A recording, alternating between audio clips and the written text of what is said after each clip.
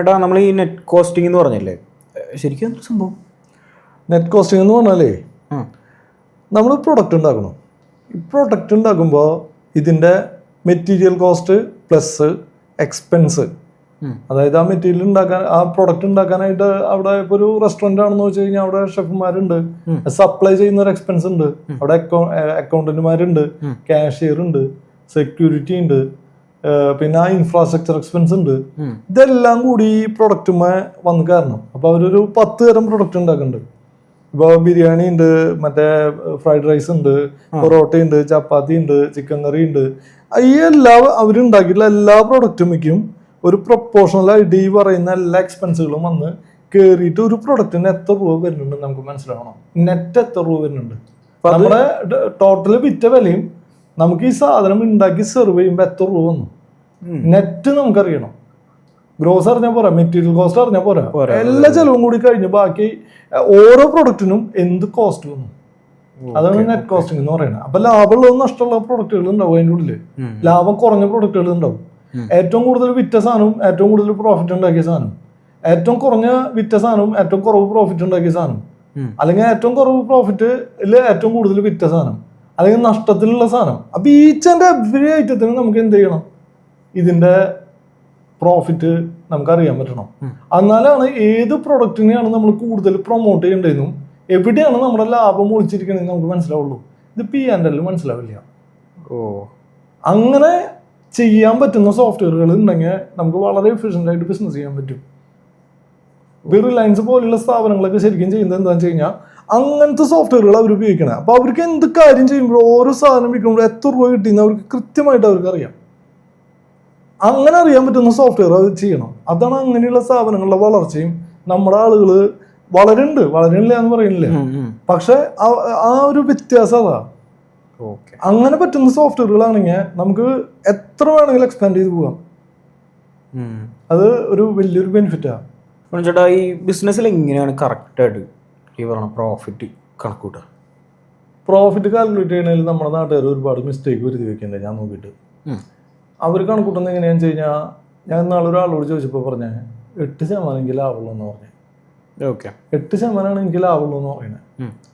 അപ്പൊ ഞാൻ അയാളോട് ചോദിച്ചു, ഇത് വൻ വിജയല്ലേ എന്ന് ചോദിച്ചു. അപ്പൊ ആള് ഒട്ടും ഹാപ്പി അല്ല. 8% ഞാൻ ബാങ്കിൽ നിന്ന് ലോൺ എടുത്തത് 12%. 8% എനിക്ക് കിട്ടിയിട്ട് എന്താവാനാന്ന് ചോദിച്ചേ. ഇതെവിടെ ചെന്ന് അവസാനിക്കുന്നതാണ് ആള് ചോദിക്കുന്നത്. ആക്ച്വലി ആളുടെ ലാഭം എന്ന് പറയുന്നത് 92%. നെറ്റ് പ്രോഫിറ്റ് ഞാൻ എടുത്തു കൊടുത്തോട് കൂടിയിട്ട് ഞാൻ നേരത്തെ ഇതിൽ വീഡിയോയിൽ പറഞ്ഞു നെറ്റ് പ്രോഫിറ്റ് എങ്ങനെ കാൽക്കുലേറ്റ് ചെയ്യണമെന്ന്. ഈ നെറ്റ് പ്രോഫിറ്റിന്റെ തന്നെ അടുത്തൊരു ഭാഗമാണ് ഈ നെറ്റ് പ്രോഫിറ്റ് കിട്ടിക്കഴിഞ്ഞിട്ടുണ്ടെങ്കിൽ ഇവർ ശരിക്കും പറഞ്ഞു കഴിഞ്ഞാൽ ഭയങ്കരമായിട്ട് താഴോട്ട് പോകും. ചില കമ്പനികൾ ഭയങ്കരമായിട്ട് എക്സ്പാൻഡ് ചെയ്ത് പോകണതാണ്. ഇവരുടെ നെറ്റ് പ്രോഫിറ്റ് ഇവർക്ക് എത്രയെന്ന് കറക്റ്റായിട്ട് അറിയാം. ഇത് ചിലപ്പോൾ 5% ഉണ്ടാവുള്ളൂ, അല്ലെങ്കിൽ 8% ഉണ്ടാവുള്ളൂ. അതിന്റെ അർത്ഥം 92% പ്രോഫിറ്റ് എന്നാ. ഒരു ബാങ്ക് നമുക്ക് ഒരു 1 ലക്ഷം രൂപ ലാഭ ഇൻട്രസ്റ്റിന് തരുന്നത് 12% നമുക്ക് തരാന്ന് പറഞ്ഞാൽ അതൊരു കൊല്ലത്തേക്ക് തരണേ. അപ്പോൾ ഒരു കൊല്ലത്തേക്ക് നമ്മൾ ഒരു 30 ലക്ഷം രൂപ ഇട്ടിട്ട് ഒരു ഔട്ട്ലെറ്റ് സ്റ്റാർട്ട് ചെയ്തു. ഈ ഒരു വർഷം ഈ സെയിം എമൗണ്ട് കൊണ്ട് ഇത് 12 തവണ റൊട്ടേറ്റ് ചെയ്യും. ഒരു 1 ലക്ഷം രൂപ കൊണ്ട് നമ്മളൊരു സ്ഥാപനം തുടങ്ങി 12 മാസവും റൊട്ടേറ്റ് ചെയ്യാനായിട്ട് ഈ 1 ലക്ഷം രൂപ തന്നെ മതി, അല്ലേ? അപ്പൊ ഇതിന് 12% ബാങ്ക് എന്ത് ചെയ്യണുള്ളൂ, ചാർജ് ചെയ്യണുള്ളൂ. പക്ഷെ നമുക്ക് ഒരു മാസത്തില് 8% ലാഭം കിട്ടി. അങ്ങനെയാണെങ്കിൽ 92% നമുക്ക് പ്രോഫിറ്റ് ഉണ്ട്. കാരണം 8 × 12 വരണേ. അപ്പൊ 92%. അപ്പൊ 92%-ൽ 12% ബാങ്കിന് കൊടുക്കണ്ടോ, ബാക്കിയുള്ളത് നമ്മുടെ മാർജിനാ.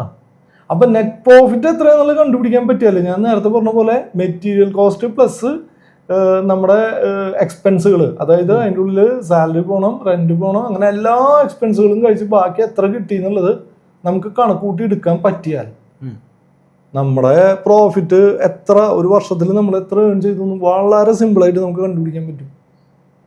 ആവശ്യമില്ലാത്ത പ്രൊഡക്റ്റുകൾ അങ്ങോട്ട് ഒഴിവാക്കുക, നഷ്ടം വരുത്തുന്ന പ്രൊഡക്റ്റുകൾ ഒഴിവാക്കുക, ലാഭം കുറവുള്ള പ്രൊഡക്റ്റുകൾക്ക് എന്ത് ചെയ്യണം എന്നുള്ളത് തീരുമാനം എടുക്കുക. പ്രൊഡക്റ്റിന്റെ വാല്യൂ ചിലപ്പോൾ കൂട്ടേണ്ടി വരും, ചിലപ്പോൾ അതിന്റെ ക്വാണ്ടിറ്റി ചിലപ്പോൾ കുറയ്ക്കേണ്ടി വരും, ചിലപ്പോൾ അതിന്റെ സെർവിങ് സ്ട്രക്ചർ കുറയ്ക്കേണ്ടി വരും, ചിലപ്പോൾ പ്രൊഡക്റ്റ് റീപ്ലേസ് ചെയ്യേണ്ടി വരും.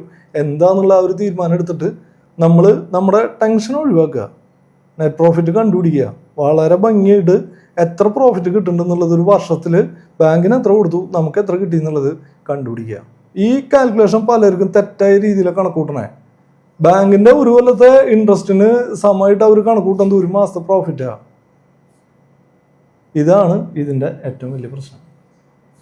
ഇത് നമുക്ക് പറ്റുന്ന സോഫ്റ്റ്വെയറുകൾ ഉണ്ടെങ്കിൽ വളരെ ഭംഗിയായിട്ട് നമുക്ക് എന്ത് ചെയ്യാം, കണക്കൂട്ടി എടുക്കാം.